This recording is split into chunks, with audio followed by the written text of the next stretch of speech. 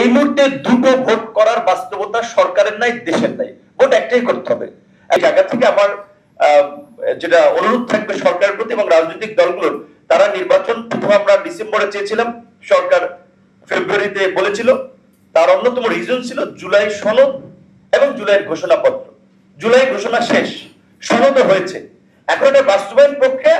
এটি নিয়ে অনেকে একমত হয়ে গেছে যে গণভোটটা ইলেকশনের টাইমে, কারণ বাস্তবিক অর্থে এই মুহূর্তে দুটো ভোট করার বাস্তবতা সরকারের নাই, দেশের নাই, ভোট একটাই করতে হবে। এবং যেটা আলোচনা হচ্ছে ফাইনালি যে এই আগামী সংসদকে আপনার 9 মাস কিংবা 6 মাস তারা সংবিধান সংস্কার পরিষদ হিসেবে তারা ফাংশন করবে, একই সাথে তাদেরকে দুইটা পাওয়ার দেওয়া হবে।